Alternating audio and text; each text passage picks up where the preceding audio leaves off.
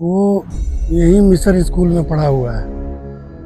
यहाँ पे mission school चलता है, उसी का प्रोडक्ट है वो। और कोई उसके पास कोई खास डिग्री नहीं है, सब फर्जी इधर उधर से जुड़ा के।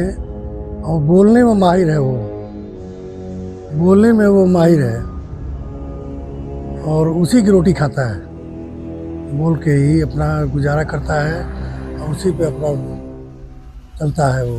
शुरू में नेचर ठीक था, लेकिन बाद में जब दुनिया के जंजाल में पड़ा है वो, आई लोगों के चक्कर में और सब जो आगे बढ़ने का हवस जो है होता है, उसमें पड़ के वो बर्बाद हो गया वो, समझ गया ना। उसमें पड़ गया वो दुनियादारी में, और उसी में लग के वो लोगों को बेवकूफ़ बना के अपनी भाषा शैली से। आता कुछ नहीं है उसको, आता उसको कुछ नहीं है। आप उसकी बाइट देखिएगा कभी, वो बस सिर्फ वो जैसे हमारे बिरादरी में, हमारी बिरादरी होती है पवरिया की, देखिए ना, जो नाचते गाते हैं सब, वो फुसलाते हैं, बहलाएंगे सब, करेंगे सब उसी हिसाब से, वो इसी भाषा शैली में वो करता है।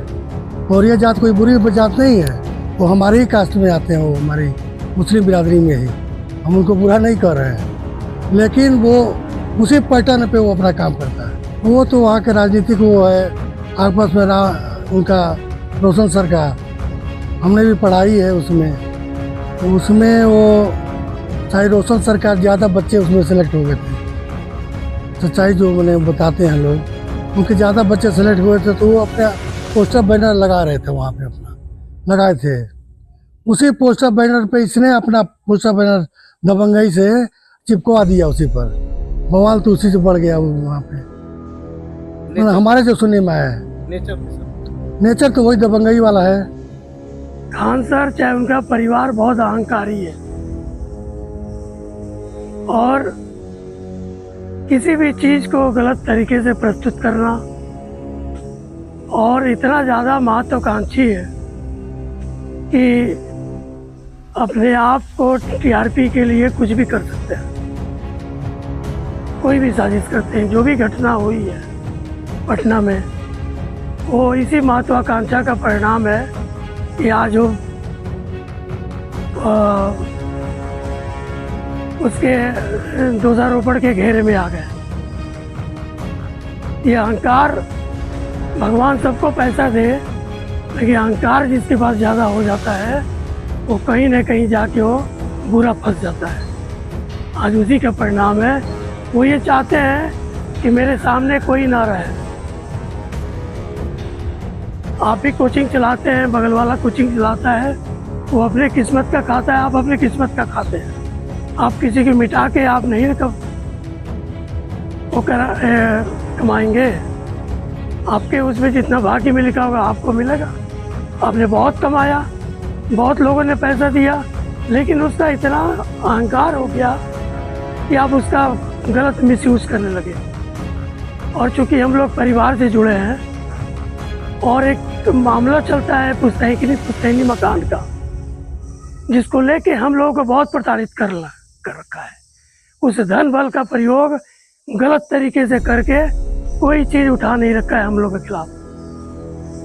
उन्होंने, खान सर ने और उनके पिता वसीर खान ने, उनके जो सगे पटीदार है वो हमारे बगलगीर हैं। हम लोग यहाँ एक पास लगभग 35 साल से रहते हैं। उनके पटीदार जो है निसार अहमद, इमरान अहमद, ये लोग अच्छे इंसान है। अब तक हमारा व्यवहार हम लोगों के प्रति इनका अच्छा रहा है।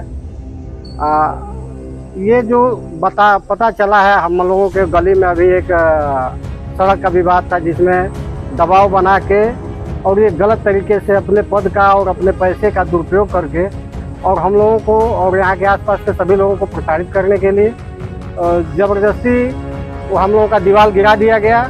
जिससे बाद में जाके फिर प्रशासन को एहसास हुआ, तो फिर प्रशासन ने अपना स्पष्टीकरण दिया, जिसके तहत फिर हम लोगों का दीवार जहाँ का तहाँ चला।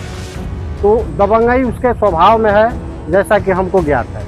रहमान किस्म के आदमी हैं। हमारे मोहल्ले में एक ज़मीन लिए, और ज़मीन लेने के बाद से क्या किए कि हम लोग के पूरे मोहल्ले वासियों को, मतलब 4-5 घर को लेकर गलत पैमाइश करा करके और बुलडोजर मंगवा करके सारा ढरवा दिए, और हम लोग को तबाह करके रख दिए। हम लोग उनसे इतना त्रस्त हैं, समझ में नहीं आ रहा कि क्या करें। उन्हीं के कहने पर सारा अधिकारी लोग आ करके और प्रशासन वगैरह आकर के हम लोग का मकान तोड़ करके बाउंड्री तो लोग चले गए। और फिर दोबारा हम लोग गिरवाने गए, तो गिरवाने जा रहे थे तो फिर से वो धमकी दिए कि किससे पूछ करके गिरवा रहे हैं, उसके बाद आप इसके हाल जानिएगा। वैसे उनके पिताजी उनकी धमकी दिए फोन से।